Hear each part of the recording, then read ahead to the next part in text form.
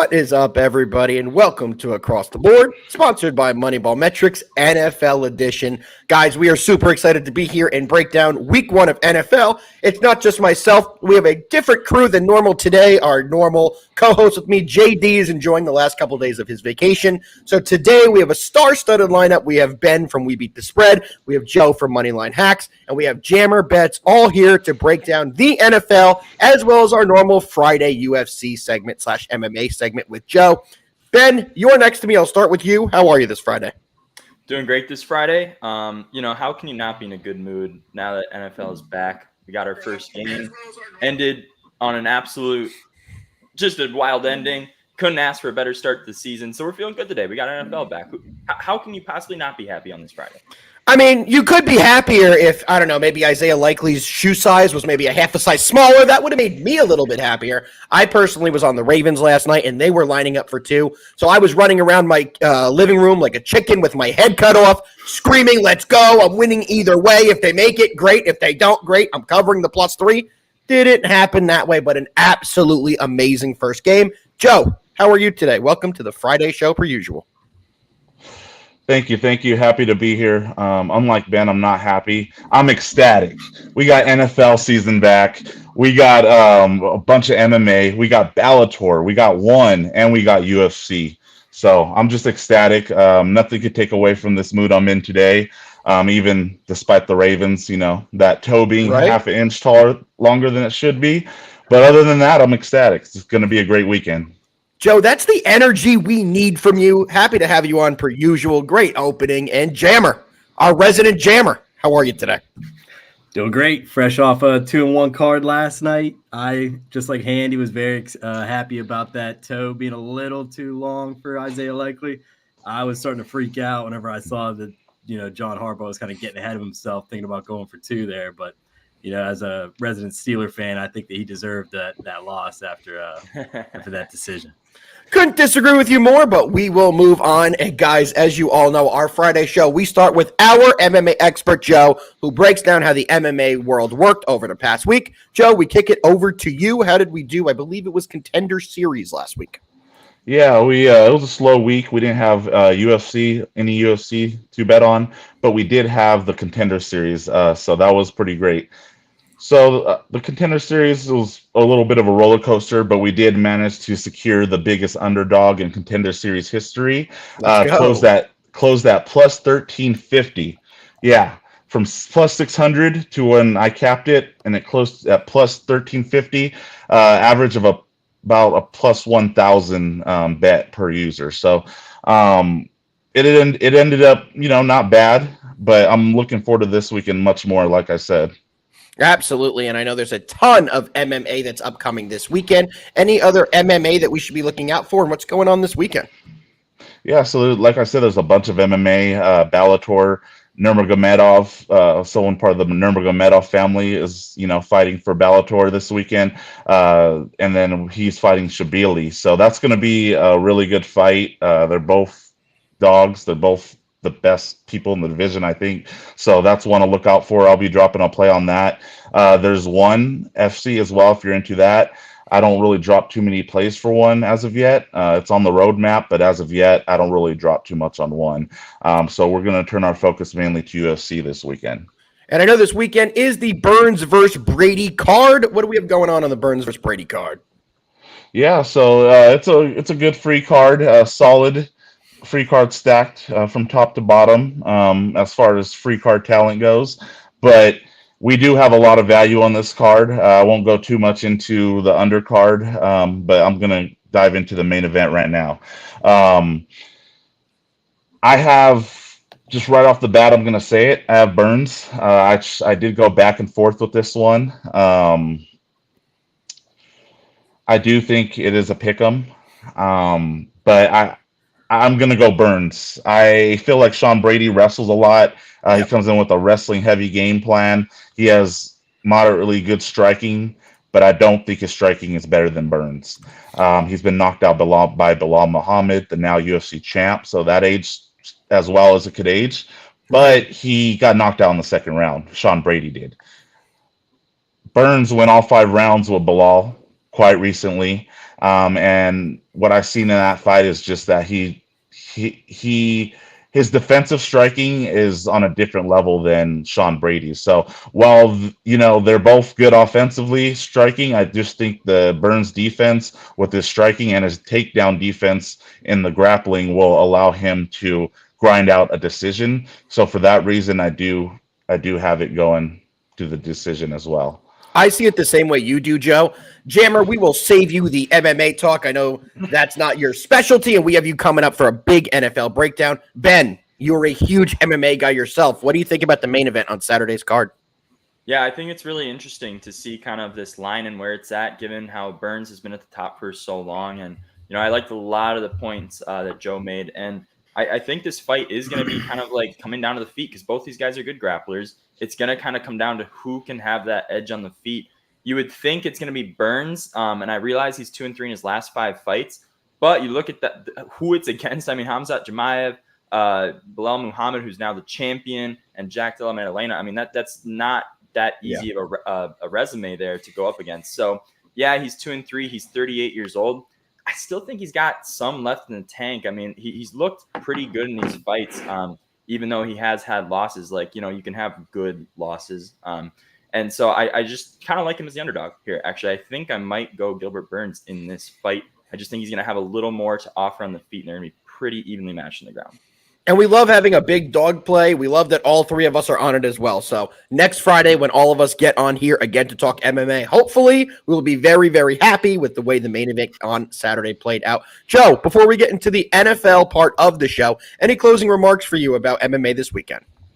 No, I just want to add on to what Ben said. I love the fact that he pointed out his age because that was another factor. If this were 4 years ago, I'd be like Burns all the way, even with Sean Brady's form today.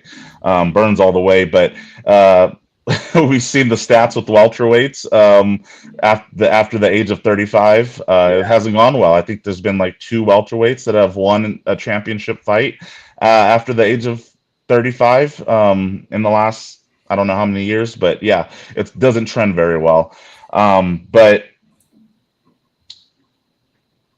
I do like that over 4.5 rounds. I do think they're going to be able to keep it standing. So for that reason, I'll do Gilbert Burns by decision as my official pick, and we'll move on to NFL after this killer UFC Saturday. All right, fellas. Well, it's about that time. I just retweeted it's the NFL breakdown. We're probably going to get some people in here. People are excited because we are going over tonight's Friday night game in Sao Paulo, Brazil. The game is between the Green Bay Packers and the Philadelphia Eagles. The current line on the game, let me get the updated odds because I think it did shift. It's currently at 2.5. The Eagles are the favorite. I'm not sure how everyone feels about this game. It's in Sao Paulo. It's going to be a very interesting crowd. It's a very interesting game between 2 teams, and the Eagles completely retooled their team. New offensive system, new defensive system. They're going to be looking to look a little bit different than they did at the end of last season. They struggled mightily to end the year, but it does look like they should be back to prime Eagles form that we have seen over the last couple years. Ben, I'm going to start with you. What do you think about the Packers-Eagles tonight in Sao Paulo? Yeah, this is a very tough game for me. I took the Chiefs last night. I was a little more confident in that pick than I am in this one. I think at the end of the day, I hate it, but I think we might get 2 favorites in a row here. I'm going to go Eagles. I'm seeing a lot of people either way. It seemed like this one's a little more split than yesterday, but it just comes down to the defense for me. I really like what the Eagles have done. They have a lot of new weapons there. And then on the offensive side, obviously, everyone's talking about the Saquon addition. You had 2 guys who received for over 1,000 yards last year with Devontae Smith and A.J. Brown. With Saquon coming in there, I mean, I think they're going to have a very balanced offense now with him. And, yes, you lost Jason Kelce. There are a little bit of offensive line issues, but that's what Jalen Hurts can get around, right? He's mobile. So I actually don't think losing Kelce there on the offensive line and kind of the struggles that they might have there will affect the Eagles as much as they might affect another team with a non-mobile quarterback. So I actually think they'll be okay in this instance. I just think their defense is going to kind of get it done tonight because offensively, I would actually say these teams are pretty even. The Packers have a lot of good weapons themselves. Christian Watson's finally healthy. He's been dealing with a lot of injuries the last few years. But at the end of the day, he's healthy this year. I think they will have a good offensive game tonight. I just think it comes down to the defense. So give me the Eagles here. I like them at the -2. They're just under a field goal. I think they get it done.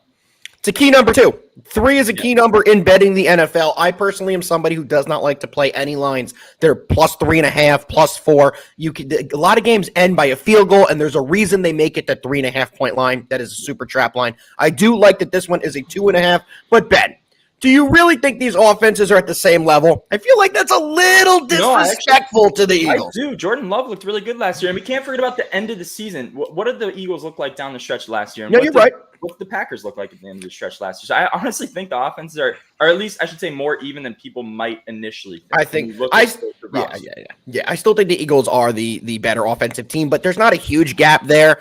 For me personally, I am all over the Eagles as well, and I am taking them on the money line. Right now, the money line's only at a minus 123 on FanDuel, so it's an extra 15 cents to just get that extra 1.5 to get the money line. For me personally, I think that's a good move, so I'm all over the money line at a minus 123.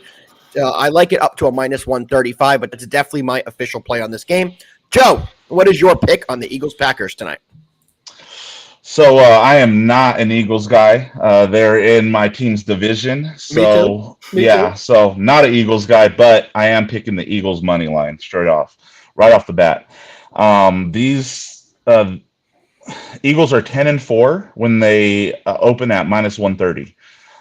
They're also 6-0 in September. And I just feel like, they got the better offense. Like you said, not as big of a gap, but especially as last year with the addition of Saquon Barkley to their running back room. But I do have the Eagles pulling this off with their improved defense and offense. So I think they won the free agency. I think they improved the most, and I thought they were vastly overrated last year, and now I think they're a little underrated. So I do have the Eagles. As a Giants fan, Joe, I know that you're also a fan of an NFC East team. I will not bring up that team because I don't like them, and I'm not going to give them the exposure. However, it is painful to see Saquon go to this Eagles team. So if I'm back in the Eagles, I really must have a strong read on them because I'm really not an Eagles guy. Jammer, what do you got in this game? Oh, man, you guys described this game so well. I just don't like that this line has been sitting at where it's been for the last, week or so. I think that this Eagles team is just so much more well-rounded than the Packers. They have all the big names with, Jalen Hurts, Saquon, A.J. Brown, Devonta Smith, adding in Jahan Dotson, bringing back C.J. Gardner-Johnson on defense. Like, they have all the big names, but this Packers team is a little lesser known, but they still put up, top 10 numbers on both offense and defense. So, I mean, we can't not give them credit today. One thing that we didn't mention is that this game is played at a little bit of elevation down there in Sao Paulo. It's not to the point of, Denver, but it's still up there. And I think that this game is really going to come down to which team is more well-conditioned. And, this Packers team is young. They had a good run towards the end of the season last year, but I think that this Eagles team is just, more well-rounded. They got the better coaching. They have more experience in tough games like this. First game played in South America. Neither team has been through a situation like this, but I just think that the team that has more experience is the Eagles. And, it's a low number, and it's a low number on the money line. So I think it's a safer bet on the money line than it is with the points. You don't want to deal with a situation like we did last night where the Packers could come down, potentially tie the game, or even go for 2 like the Ravens were considering last night. I'm going to avoid a situation like that and just take them on the money line. Yeah, I'm in the same boat. And one more thing that I like to take into effect when I was capping this game is experience. The Eagles have played in tough environments, in uncomfortable environments in the past. They have made Super Bowl runs. A lot of their guys are still there. This Packers team is very young. They do not have a lot of big-time games, a lot of different experience in uncomfortable situations. And I think the Eagles do have better experience in uncomfortable situations, and I think that's going to be a huge factor in tonight's game. I will say if this game was Week 10 and a little more established in the year, I would be a little more hesitant to take the Eagles, but I do think that experience factor in playing in big games is going to provide a huge difference in this one. Let's move right along, guys. Looks like we had all 4 of us on the Eagles there, which is a little scary. Let's go to the second game we have on the slate, which is going to be the Falcons, who are hosting the Pittsburgh Jammer Bets. In this game, we currently have the Steelers coming in at a plus 3.5. I'm not even going to take up anyone's time. We are going to go to our resident Pittsburgh guy. Jammer, what do you like in the Steelers-Falcons? Whew. Obviously, this is going to be my favorite game of the day. A lot of interesting news coming out of Pittsburgh right now because, everyone was kind of having the expectation that, Russell Wilson was going to be the number one quarterback going into this season. My thoughts behind his calf injury were kind of like, hey, this is a veteran quarterback. He's kind of earned the time to sit during the preseason, but now it's kind of seeming like that this calf injury might be something serious. So it's tough to cap the game right now just because we don't know who's going to be playing at quarterback. I see they still have Russell Wilson lines and it's still sitting at that plus 3.5 for the Steelers. But let's just take a look at the other side. We know that Kirk Cousins is coming off an Achilles injury. He's on the wrong end of his 30s. He's coming into a brand new system, brand new weapons, super young team around him. But it's going to be a tough first game against this Steelers defense, man. There's a lot of weapons on the Falcons, but I think that this Steelers team is really built to shut down a team like that, with bringing in Patrick Queen. We have Joey Porter Jr. on the side. You got the line getting manhandled by TJ Watt, Cam Hayward, Larry Ogunjobi, Alex Highsmith. And then you got Minka Fitzpatrick on the back end, just making sure no one gets up top. So you got to pay attention to the injury news for the Steelers, but as it currently sits, I'm leaning towards taking the Steelers with the points. They will definitely be a parlay piece for any teasers, get them up to 7.5, 10.5, however many points you want to give them. But definitely keep an eye on that injury report. And I think the Steelers are going to be all over Kirk Cousins in that rehabbed Achilles. I agree with you, though. I do agree with you. I do think my personal pick for DPOY is TJ Watt, so I do think he's going to have a monster year. This Pittsburgh defense is scary. Nobody's talking about the Patrick Queen signing, and to me, that may be one of the most impactful signings of the entire offseason for a defense. The Steelers will be back to the Steelers defense of old, and they've had good defenses lately. They will be at another level this year. Jammer, I have one more question for you. Do you think it matters who's at quarterback? Do you think there's any drop-off from Justin Fields over Russell Wilson? Personally, I think the Steelers are in a better position if Justin Fields is the starting quarterback. What do you think? So I think that's a general sentiment that people will have versus these two quarterbacks. But there's a very important stat that us Steeler fans keep near and dear to our heart, and that I think it's the last 3 seasons. Whenever the Steelers lose the turnover battle, we're 0-15-1. So I think if you see that, you really want Russell Wilson in there protecting the ball. He's been one of the best quarterbacks inside the 20. He doesn't throw the ball, or he doesn't turn the ball over a lot.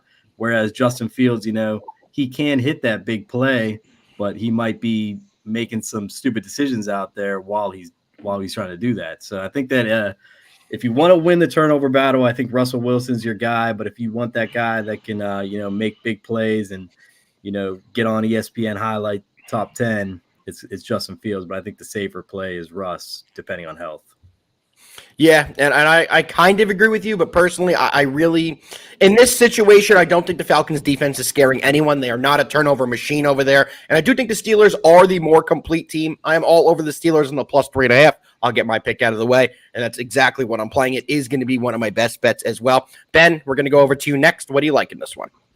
One of my favorite plays, and I'm glad Jammer brought it up. Of course, he's a Steelers fan. I was booing, by the way, because of course, I'm a Vikings fan, if you guys don't know. And Kirk Cousins, I was booing him, not booing any of you guys. But I thought you were booing the Steelers. No, I was booing Kirk Cousins because, yeah. Good clarification. Good clarification there, Ben. Thank you. I was doing the air quotes for, whatever. Franchise quarterback, whatever.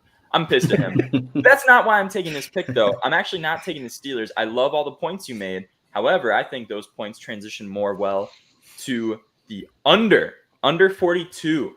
I think that this number is perfect. I think it should be in the high 30s.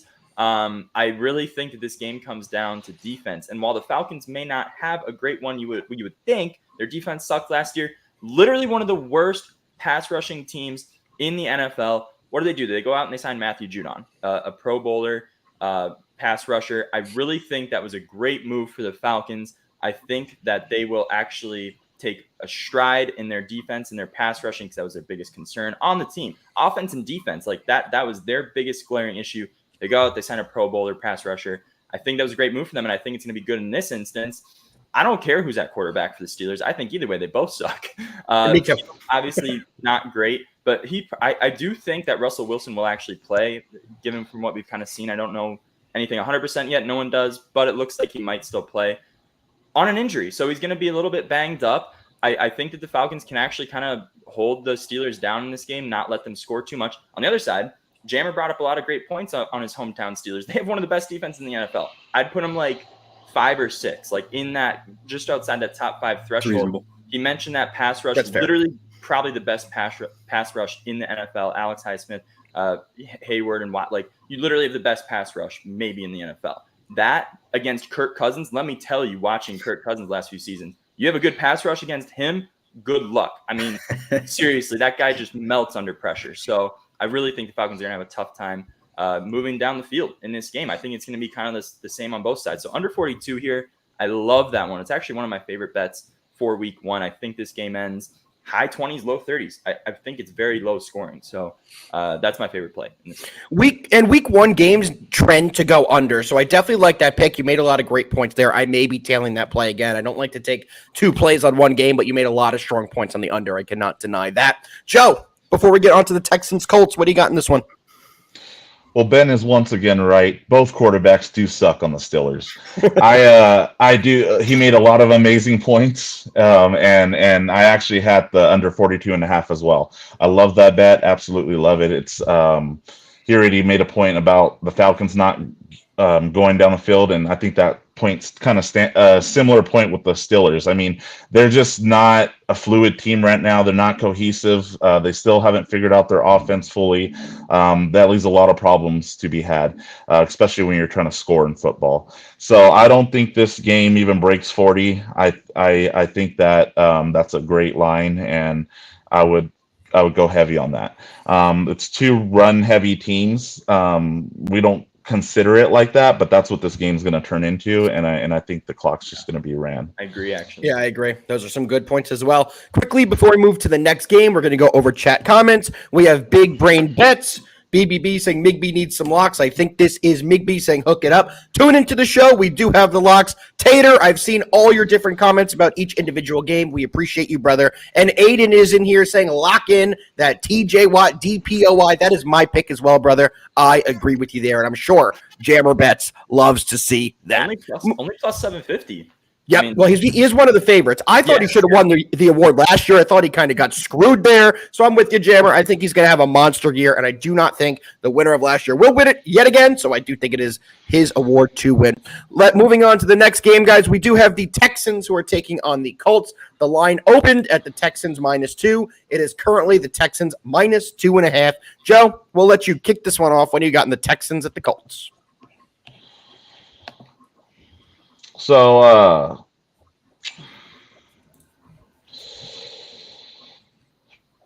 I'm going to go with the under right off the bat. I think there's a lot of inexperience at the QB for Colts. And then Houston's defensive upgrades is just going to further hit the hammer on the nail right there. So I actually kind of got the Texans. I know the spread's -2.5 right now, I believe. So I actually got the Texans winning by over a touchdown. I think it's going to be not even a close game. And I feel like the Texans are just going to parlay what they did last year into game 1 of this year and just continue that momentum. For that reason, I got Texans, I'll say -6.5 alternate line. That's the one I feel. Yeah, it's the one I feel real good about. I wouldn't put, maybe a full unit on it, but, it's something that I like. I like it. This one's a little weird to me, guys. A little bit weird because I also feel like the Texans should be a much bigger favorite. They made a ton of defensive upgrades. This team, of course, had offensive upgrades, adding in a receiver of the caliber of Stephon Diggs. This Texans team is poised to have a huge offensive year, and their defense only got better. Joe put it perfectly. The Colts are very young at the quarterback position. Richardson did get hurt, did not get his full rookie year. So to me, the line doesn't really make sense. It is a little odd. I actually think the opposite. I think this game probably goes towards the over, but I'm going to still have to take the Texans as my official play, -2.5 It is inside that 3-point range, so we can win the game by exactly 3 on a field goal. And you guys know how I feel about betting games, either inside the 3 or outside the 3. If it's inside that 3 as a minus, I definitely look to target that. If it's inside or outside that 3 as a favorite, I don't look at that. And this is right in the range I do like to look at. Give me the Texans. I think they get it done and start a huge season for this team. Ben, what do you like in this one before we go to Jammer? Oh, this is so tough for me. This is honestly one of the hardest games, I think. Well, especially in the ones we're covering today. But overall in week 1, I think there's a lot of question marks for a healthy Colts team with Anthony Richardson staying healthy, Jonathan Taylor staying healthy. I mean, when they're 100%, they have all those guys firing. They're a very scary team. They're a very scary team to deal with. So the fact that you have them healthy starting off the season here, week 1, I think that they are going to be a very good offense. I think this game is going to be kind of a shootout, to be honest with you. I like the over personally here, but I'm not even super confident on that because it's kind of high number. I mean, 48.5. This game could still end in the low 40s and still be kind of a shootout going back and forth. We just saw with the Chiefs last night in the red zone, getting 2 field goals on drives they should have easily gotten touchdowns. That can happen all the time in the NFL. So it could still be a shootout and go under at 48.5. So I'm not even confident on the total. The sides I just think is so tough. I do think that the Texans, they did add Stephon Diggs. I actually think it's going to be kind of a problem. I'm not a huge Stephon Diggs fan, not just because he left the Vikings or anything, but we've seen what he did in the locker room both there and in Buffalo. I think that messing up kind of they're adding too many pieces at once. They got Joe Mixon, then you add Stephon Diggs. He's going to be fighting for targets with guys who are they already had a great receiving core with CJ. They are established. I honestly think it's going to I don't think they're going to take a step back with Diggs necessarily, but just adding that in is going to be kind of just a big old melting pot of a bunch of receivers who want a lot of targets. So that's going to be something they have to navigate through week 1. I don't know exactly what they're going to look like in week 1. Is it going to be a struggle with those guys all fighting for targets? So I just think there's too many questions in this game for me to be confident on a side. If anything, I actually think it's Colts +3, just with that healthy offense. We saw what we saw of Anthony Richardson last year was almost all very good. Now coming into his next year with the Colts and a healthy team, I think I like the Colts here at home. Not super confident on it, so not going to be like an official play or anything. How long is it going to take until we see Stephon Diggs screaming at everyone on the sideline demanding the ball more? We saw that at Josh Allen frequently, and with the star receivers that they have, I agree with you. I do think there will be some early issues to work out in that offense for the Texans. However, I still think they are good enough to beat this Colts team. Jammer, what do you got for this one? Oh, man. Joe and Ben described this game perfectly. It is going to be a great game. I think it's perfectly set on the line right now with this -2.5.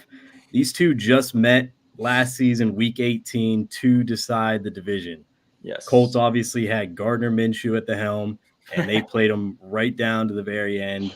I believe it was a 5-point game, maybe. But yeah, this line, it just doesn't make any sense to me with Anthony Richardson coming back, and Houston Texans adding all those pieces. It just doesn't make any sense to me. Both offenses completely different, different styles. Houston's going to be high flying passing offense especially with the addition of Joe Mixon. He's a good pass catching back out of the backfield.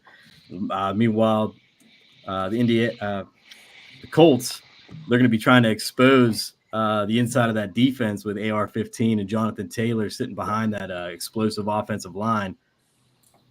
2 divisional opponents set at such a high total of 49.5. I think you gotta attack the total here, and I'm gonna take first half under 24.5. I'm seeing on FanDuel right now. I think that's a great number because you need at least 3 touchdowns and 2 field goals in the first half, and I think that's going to be tough to do if the Colts are planning on running the ball as much as they should, with a young quarterback and a great running back and Jonathan Taylor behind that line. A couple books have this at 23.5. I think that's probably right where it's going to end, 21, 24 points in the first half. But I think if you can get that 24.5, that extra point to kind of save you from that dreaded total of 24. Give me the first half under 24.5 on FanDuel. I do like that. We have a lot of different picks on that game. That's awesome. Make sure you guys come back next week and rub in the comments who got that one white. Give us the comments here, people. Let's move on to the biggest game of the weekend for me and Ben. The Vikings taking on the New York Football Giants. Ben, I'll let you start. What do you got for your Vikings? Oh, yeah. I'm going to keep this one short and sweet because I actually, similarly to the last one, I hate everything in this game. There's not anything I truly like. Of course, it's my Vikings. They are giving a 3% chance on ESPN of winning the division. I think that's pretty accurate considering everything going on with them. Now, I will say they actually do. They've made a lot of good moves this year, and I liked their picks and everything. Obviously, I liked taking JJ McCarthy. That didn't work out because he got hurt and everything. Didn't work out yet. Still could.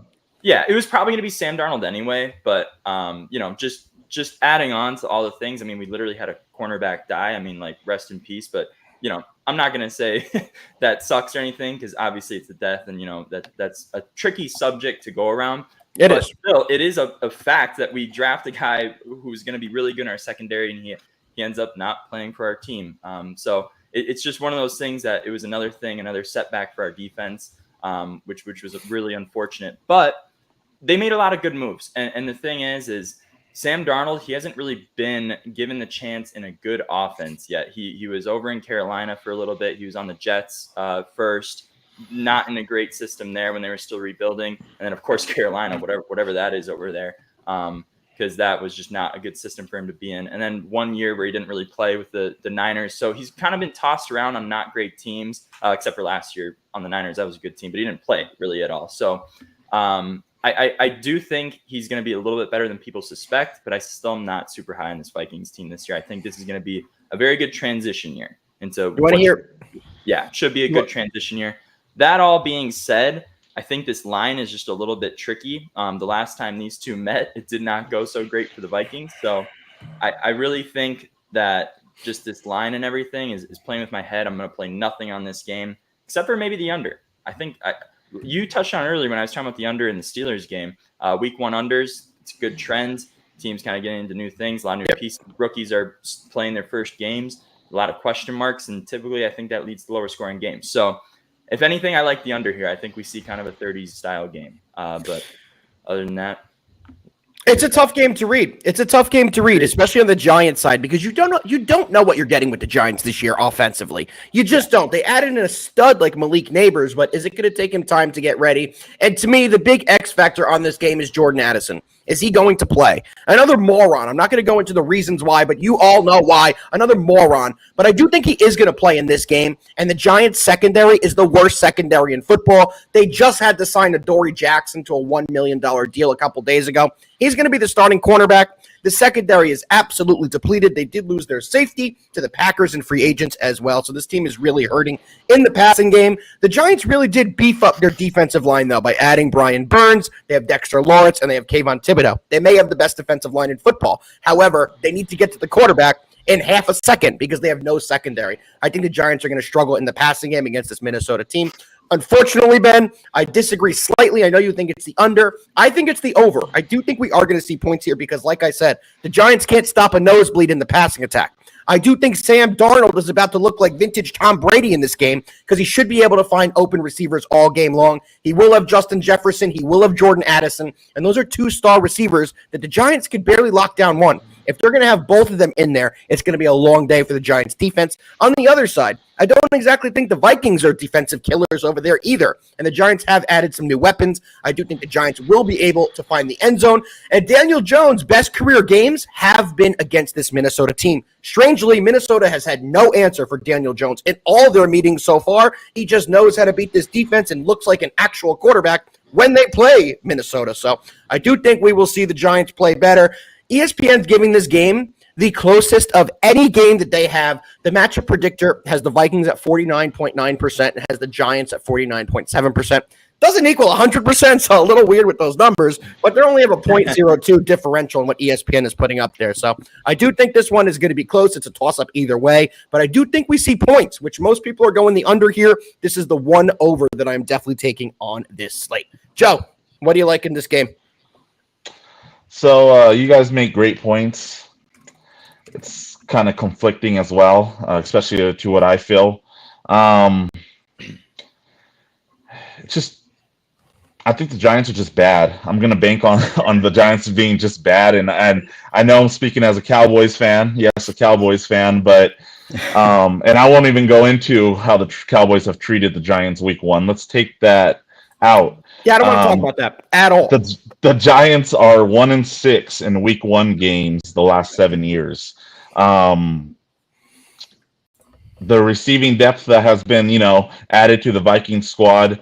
I just feel like the Vikings are going to take it. I like the play. I don't love it. It is a more conservative play than my last play, but I do like the Vikings money line, and I do like the under. I think the score is just going to stay low. How many points did the Giants score week one last year? Negative Can you 4. help me out? Oh, okay. -4. All right. Something around there. So I don't feel like the Giants. They're not going to be that bad, but I don't think they're gonna. I don't think this is going to get above 42 points. We shall see. Jammer, what you got? I can't even believe that we're talking about this game, but obviously because of you and Ben, as you guys were talking, I'm listening to your points, and it's just impossible to pick a side here. Yeah, I agree. Just with the way both teams have looked. I'm scrolling through FanDuel. I was trying to find a game to end in a tie because, this game, I just really don't know. I do think that this game is going to trend towards the under. It's just so low at 41.5 or 42.5, whatever it's sitting at here. And both offenses just have a lot of question marks on them. So I'm not going to lock that in. I do think that there's a couple FanDuel specials on here, any quarter to end scoreless at plus 250. I think that we could see a lot of, mishaps in here in this game. I'm going to look for a little plus money play, any quarter to end scoreless, plus 250, Giants, Vikings, lock it in. Good value. And you've given out some big plus money winners on the baseball edition of the show. So, guys, when Jammer gives you some of these plus 290s, plus 300s, whatever it is, you got to take it. He's been hitting them. Boys, we have one game left to break down. Actually, before we break down that game, we do have a question in the chat. Best play for Survivor Pool. I don't think there's no question. It's the Cincinnati Bengals. And that's been answered, at least on my opinion. Ben, what do you think? I agree with Bengals. You have to go Bengals. You have to go Bengals. I would say Bills aren't horrible too. I know obviously the Bengals are supposed to be more of a blowout. It's -8, but I think the Bills are in a pretty good spot too. And the Cardinals, I think they are going to have some sneaky wins this year. I just don't see it week one in Buffalo. So I'd say maybe the Bills, but yeah, I like the Bengals too. Either one of those, I think. Joe, what do you like for Survivor? We're 3-0 for Bengals. 3-0 for Bengals. All right. Jammer, you going Bengals too? I'm going to switch it up. It's leading into the game that we're about to talk to. I just think that this Lions team is just, they are just so much better than what this line is showing on the Sunday night. Wow, you're going to go with that for Survivor. That's crazy. I think the Lions are easily the hardest. This is easily the hardest opening week into Survivor. You only have one team, I guess 2 teams that are 6 points or higher. Like every other game is within that field goal range. So this is a tough week for sure. Does anybody think Jacoby Brisket Sandwich can do anything against this Bengals team? I don't. I sure don't.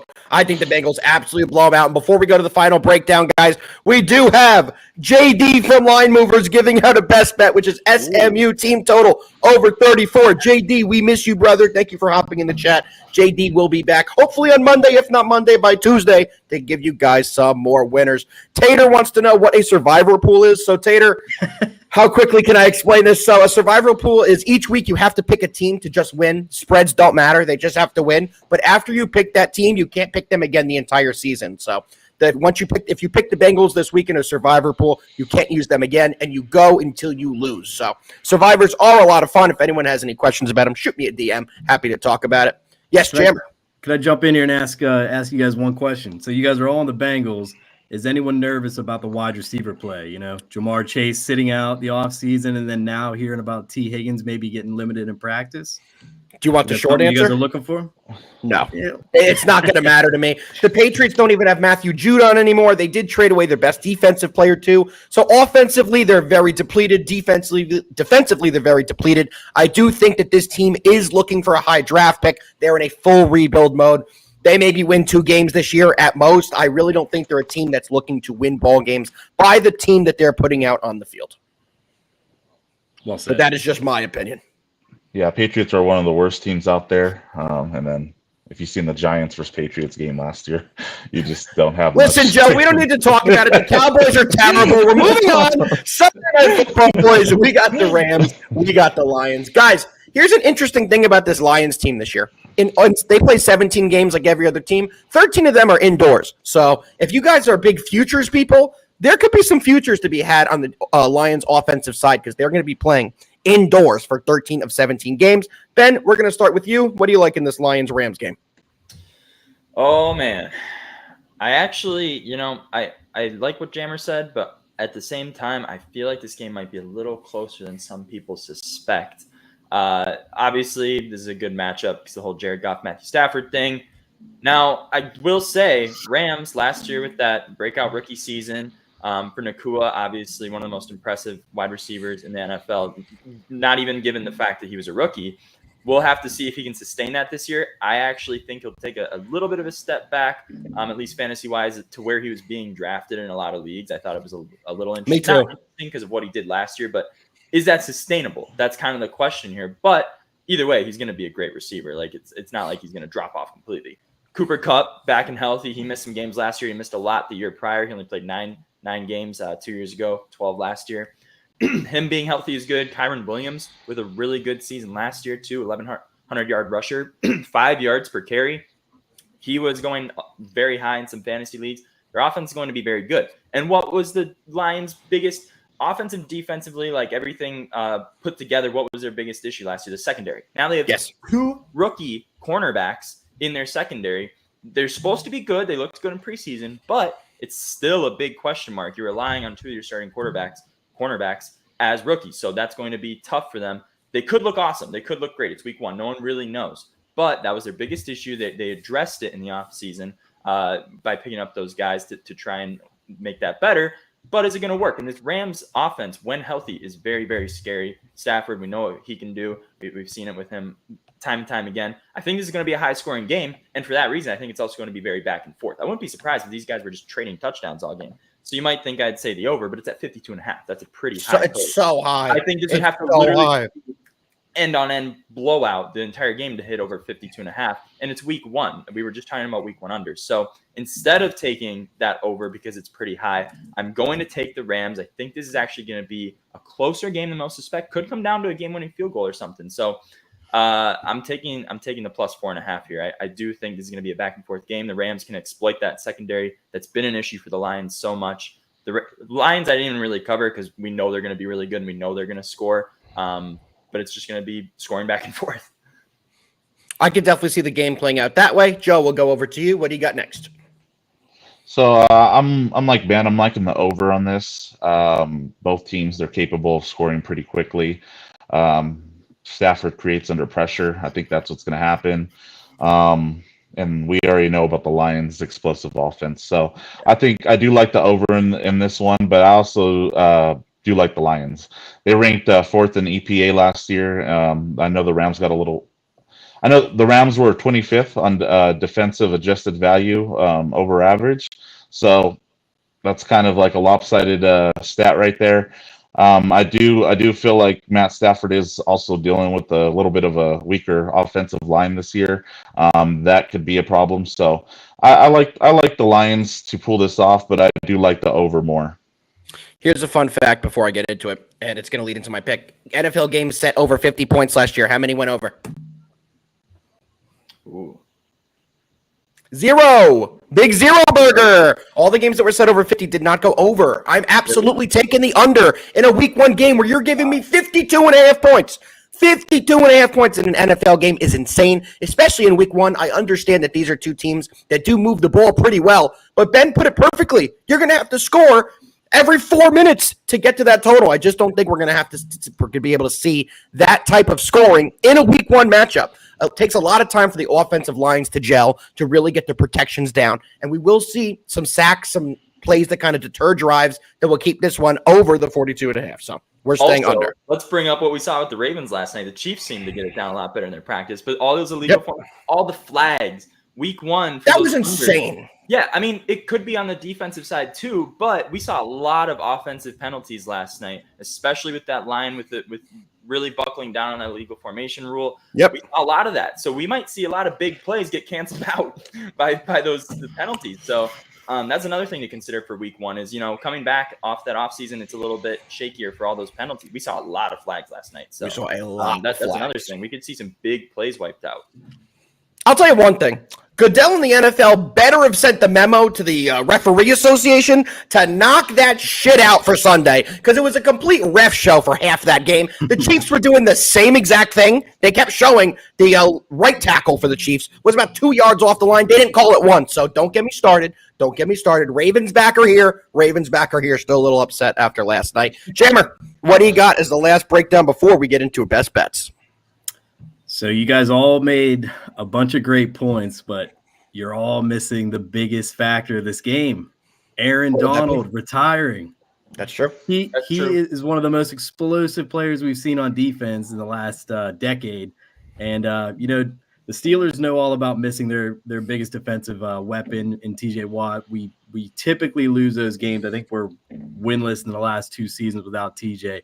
I think that this is one of the biggest losses for the team, and I think it's really going to affect their defense. So, like Ben and Joe said, I think that the Lions are going to have no problem moving up and down the field, and that's kind of why I thought that this line makes no sense. I think that overall, the Lions have the much better team, much better offense. Sean McVay versus Dan Campbell's that's a tough one to compare just because of the success that Sean McVay's had throughout his entire career, whereas Campbell's is more recent. But the way that he turned this team around is insane. I think that this game will be high scoring, more towards the Lions, and I think that they're going to win by more than a touchdown. So I like the Lions for the survivor pool. I like the Lions at -4.5. I think it could be a double-digit win for these guys. I think that the Rams defense is kind of going to have to find a new identity without their key piece there in the middle with Aaron Donald. I think you're right about that. It is going to be different to see how this defense functions without having their big guy down there, Aaron Donald. But boys, it's about that time. We're about to get into best bets, and I'm going to try something. Let's see if it works. All right. The video does work. We did have that planned perfectly. We're going to start out with our guest today, Joe, our resident MMA expert. Do you have 1? Do you have 2? Do you have 3? Give us a couple best bets for the people. And Ben, people are asking if you're sponsored by Celsius. I am going to answer that question. He is not, but they should sponsor him. They should sponsor him. They should. If Celsius, if someone is for some reason watching, you should sponsor us. I love Celsius. Hey, a little over 1,200 people here right now. You never know. Joe, back to best bets. What do you got? Yeah, so my best bet, I got 3 best bets today. My first one, I got the Eagles money line. I just like that, and if I'm picking the Eagles, you should listen. The Eagle second best bet I got is, let's see, the Texans. I absolutely love that one. Like we all agreed, -2.5 is just set way too low. I think this is going to be, I had it over -6.5. So I think the Texans pulling it off is something you should hammer. For the third best bet,